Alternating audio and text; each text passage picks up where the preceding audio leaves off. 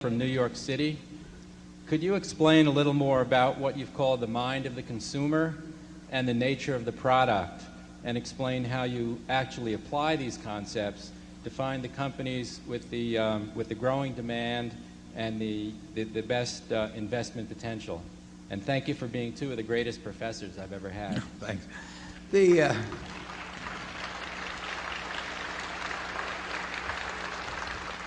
What you really, when you get into consumer products, you're really interested in finding out or thinking about what is in the mind of how many people throughout the world about a product now and what it's likely to be in their mind 5 or 10 or 20 years from now. Now, virtually every person in the globe, let's get it down to 75% of the people in the globe, have some notion in their mind about Coca-Cola. They have, the word Coca-Cola means something to them. RC Cola doesn't mean anything to virtually anyone in the world. But, it does with the guy who owns RC, but, and the bottler, but everybody has something in their mind about Coca-Cola.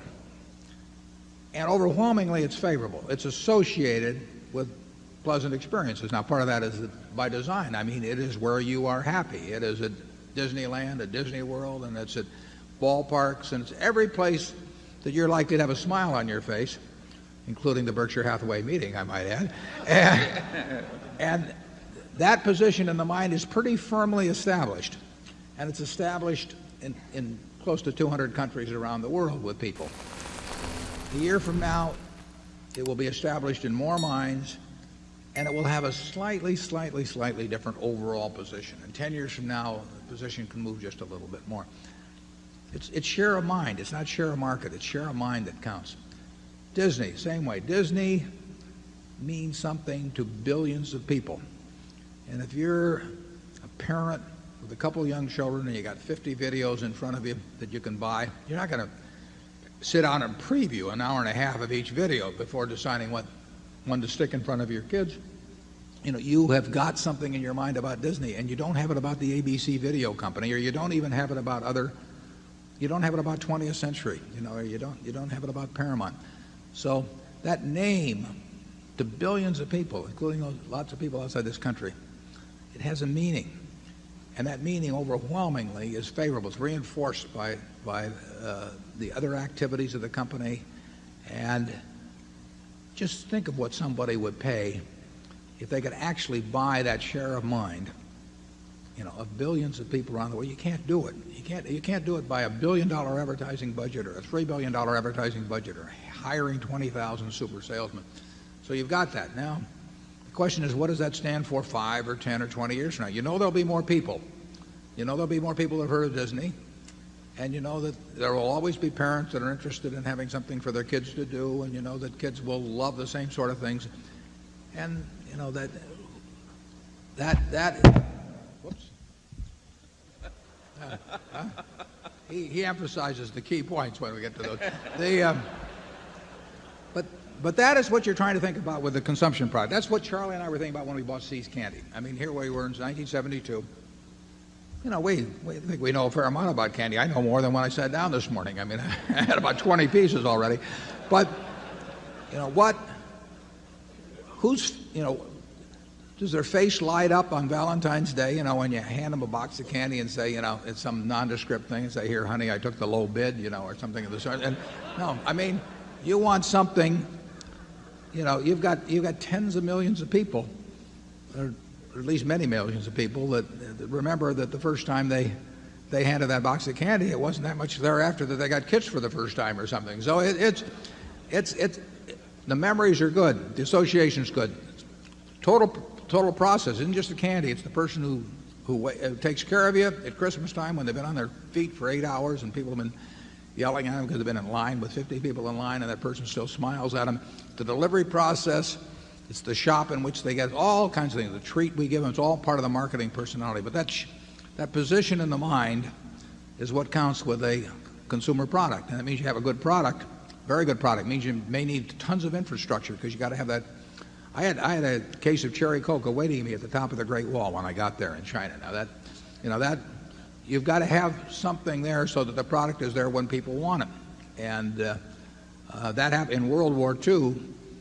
General Eisenhower, said to Mr. Woodruff that he wanted a Coca-Cola within arm's length of every American serviceman in the world, and they built a lot of bottling plants to take care of that. That sort of positioning can be incredible. It seems to work especially well for American products. I mean, people want certain types of American products worldwide. Our music, our movies, our soft drinks, our fast food. You can't imagine, at least I can't, a French firm or a German firm or a Japanese firm having that selling 47 or 48% of the world's soft drinks. I mean, it just doesn't happen that way. It's part of something you could broadly call an American culture, and the world hungers for it. And Kodak, for example, probably does not have quite the same. George Fisher's doing a great job with the company. This goes back before that. But Kodak probably does not have the same place in people's mind worldwide quite as it had 20 years ago. I mean, people didn't think of Fuji in those days, we'll say, as being in quite the same place. And then Fuji took the Olympics, as I remember, in Los Angeles, and they pushed their way to more of a parity with the Kodak. And you don't want to ever let them do that. And that's why you can see a Coca-Cola or a Disney or companies like that doing things that you think, well, this doesn't make a hell of a lot of sense. If you didn't spend this $10 million, wouldn't they still sell as much Coca-Cola? But, I quoted from that 1896 report of Coca-Cola and the promotion they were doing back then to spread the word. You never know which dollar is doing it, but you do know that everybody in the world that's virtually has heard of your product. Overwhelmingly, they've got a favorable impression on them, and the next generation is going to get it. So that's what you're doing with consumer products. With See's Candy, we are no better. We want to no better than the last person who's been served their candy with the last product they've been served. But as long as we do the job on that, people can't catch us.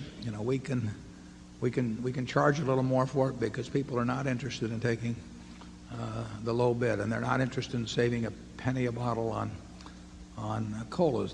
Remember, we've talked about in these meetings private labels in the past, and private label has stalled out in the soft drink business. That they want the real thing, and 900 and some odd million 8-ounce servings will be served today of Coca-Cola product around the world. 900 million, and it'll go up next year, the year after. And I don't know how you displace companies like that. I mean, if you gave me $100 billion, and I encourage any of you who are thinking about that to step forward, but if you gave, and you told me to displace the Coca-Cola company as the leader in the world in soft drinks, I wouldn't have the faintest idea how to do it. Those are the kind of businesses we like. Charlie? Yeah. I think the See's Candy example has an interesting teaching lesson for all of us. Warren said it's the first time we really stepped up for brand quality, and it was a very hard jump for us who had been used to buying dollar bills for 50 cents. And the interesting thing was that if they had demanded an extra $100,000 for the See's Candy Company, we wouldn't have bought it. And that was after Warren had been trained under the greatest professor of his era and had worked 90 hours a week.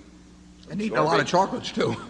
Absorbing everything in the world. I mean, we just didn't have minds well enough trained to make an easy decision right.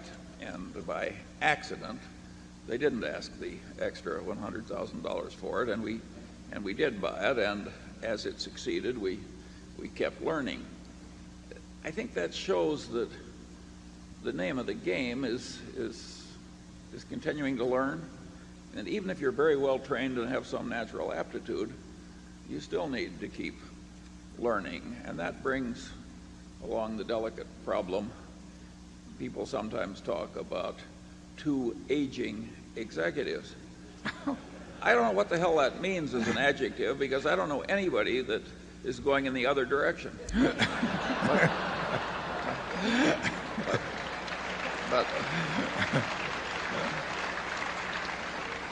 But you people who hold shares are betting for a while at least until younger successors come along, you're betting to some extent on what we'll now tactfully continue to call aging executives continuing to learn. You know, if we hadn't bought Seas with some subsequent developments after that, because that made us aware of other things, we wouldn't have bought Coca-Cola in 1988. I mean, you can give Seas a significant part of the credit for the, I guess, $11 billion plus profit we've got in Coca-Cola at the present time. Now you say, well, how could you be so dumb as not to be able to recognize a Coca-Cola? Well, I don't know, but you're only drinking about 20 cans. Yeah, a day, right. It wasn't I hadn't been exposed to it, it's amazing. But it just made us start thinking more. We saw how decisions we made in relation to Seas played out in a marketplace and that sort of thing, and we saw what worked and didn't work, and it made us appreciate a lot what did work and shy away from things that didn't work. But it definitely led to a Coca-Cola, and we've had the good luck to buy some businesses themselves in their entirety that taught us a lot. You know, we bought, and this worked in the other direction. I mean, we were in the windmill business one time. Charlie stayed out of the windmill business, but I was in the windmill business and pumps and third level department or second level department stores, and I just found out how tough it was and how you could apply all kinds of energy to them, and it didn't do any good.